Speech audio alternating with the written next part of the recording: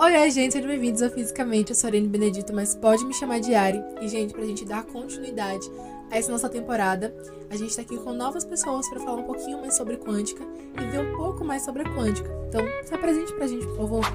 Olá a todos, eu me chamo João Victor dos Santos Silva, sou professor de Física formado pela UFBA e estudante do bacharelado. Sou natural da cidade de Cruz das Almas e vim para a cidade de Salvador somente para estudar Física, que sempre foi meu sonho. Minha área de pesquisa é em caracterização de nanomateriais, então eu trabalho com espectroscopia utilizando elétrons, basicamente trabalho com microscópio eletrônico e varredura e algumas espectroscopias ópticas, como espectroscopia Raman. E assim começa mais um Quântica em Pauta. João, o que acontece? A gente tá trabalhando sobre quântica há um bom tempo, né? Você já trabalhou com o Rafa antes, já sabe que a gente tá nessa caminhada da Semana Quântica já faz um bom tempinho. Sim. E aí, você veio pra cá agora, não só como estagiário de Rafa, mas como professor João, que está fazendo uma oficina e tudo mais, com uma outra visão, né? E aí, a primeira pergunta que eu quero te fazer, quero que você me diga, assim, é o nome da sua oficina, o que ela trabalha e quais os conceitos quânticos que ela está trabalhando nela. Tá. O nome da oficina é As Cores dos Átomos, certo? A ideia que gera a oficina foi trabalhar a divulgação científica utilizando arte. De que forma?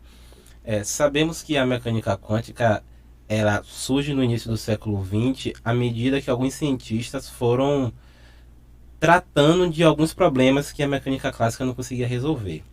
Dentre elas tinha a radiação de corpo negro, que trazia um espectro contínuo para materiais aquecidos, e o espectro discreto, que vinha de gases excitados eletricamente ou por energia térmica.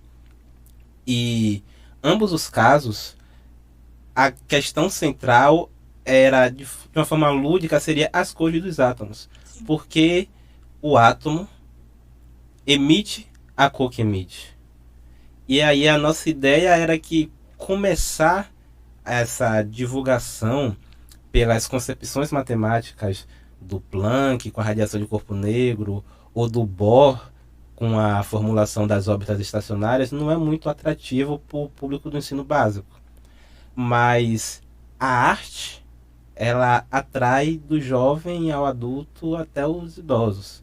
Então a nossa ideia basicamente foi pegar alguns espectros atômicos, as suas cores, e com esse espectro desenvolver alguma obra de arte. E aí isso foi feito por mim, por Nathalie Rodrigues, Rafael Portela e Rafael Mascarenhas, quando a gente estava numa disciplina chamada Estrutura da Matéria. E esse trabalho já foi apresentado em outros congressos, o congresso da UFBA, foi apresentado na própria disciplina, e a gente também tem um Instagram sobre o projeto, já que a ideia central seria a divulgação. Então divulgue pra gente, por favor, o Instagram. O Instagram é As Cores dos Átomos.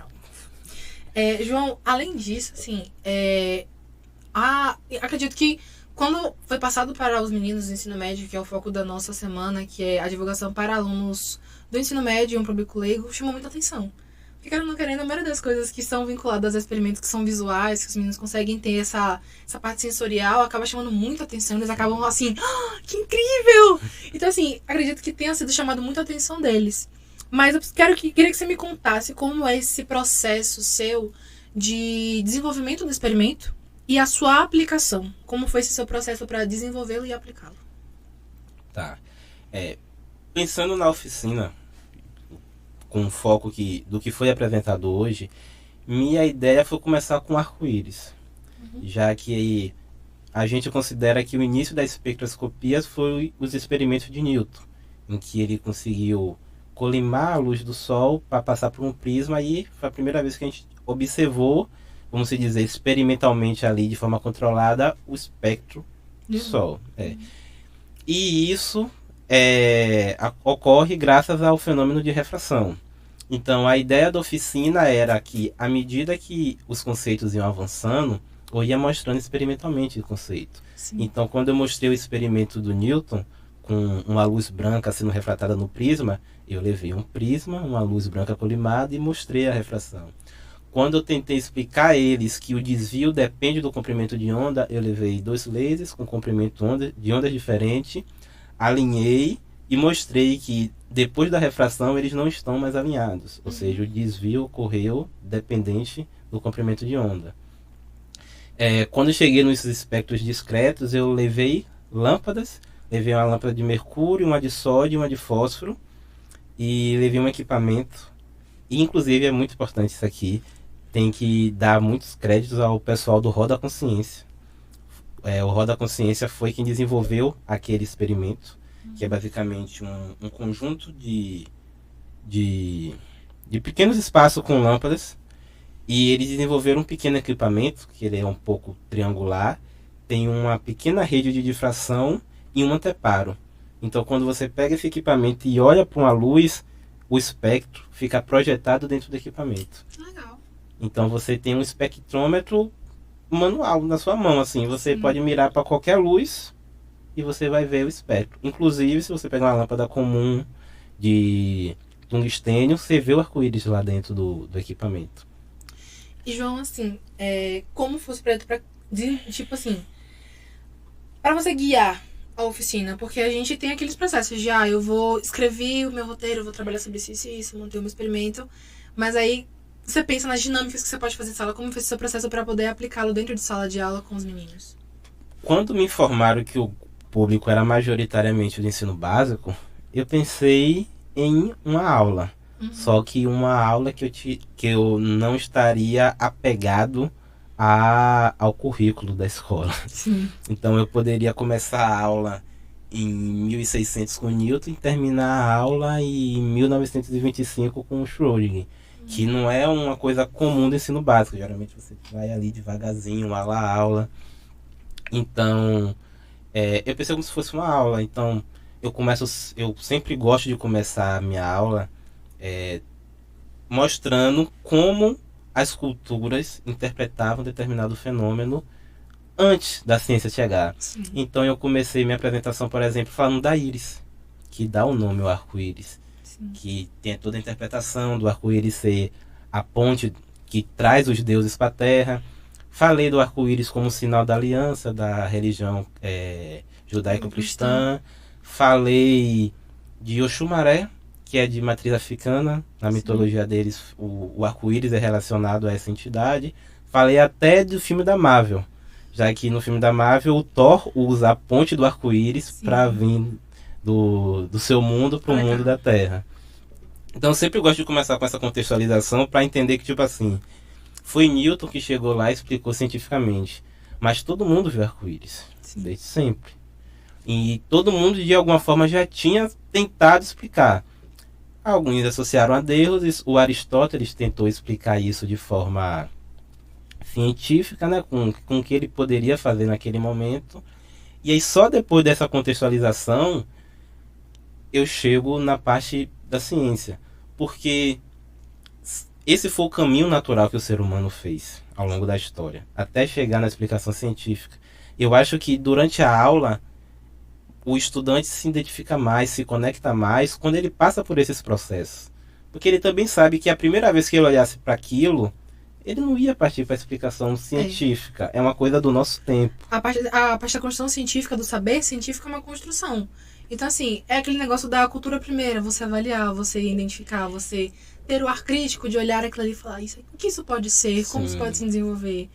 Eu acho muito interessante essa parte de você incentivar que os meninos, eles vejam além somente do... Tá aqui o saber científico, tá aqui o contexto científico dele, toma aqui o conhecimento. Mas estimular com que eles pensem o porquê que aquilo ali acontece. E isso é muito interessante também. O que me fascina muito em sempre começar com concepções culturais, históricas, é que, por exemplo, quando eu perguntei da parte científica, uma estudante simplesmente falou, professor, isso aí é reflexão e refração. E, fundamentalmente, ela está correta. Sim. E o outro explicou, não, professor, isso é a luz interagindo com gotículas de água e gera o arco-íris. Perceba, a explicação em última instância da física, junto os dois, você tem como o processo ocorre, e um fundamento físico, o conceito físico que a gente desenvolveu para explicar o que ocorre nessa interação.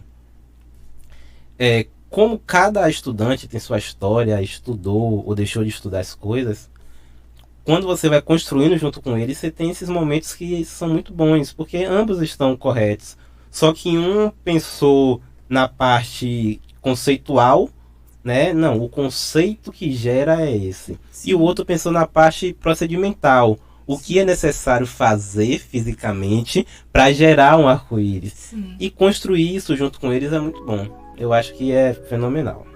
João, muito obrigada por ter participado, muito obrigada por ter vindo para a Semana Quântica. Eu que agradeço. Trazido essa oficina pra gente, tenho certeza que os meninos adoraram. E obrigada por estar aqui, enfim. Se quiser dizer algo mais pra gente.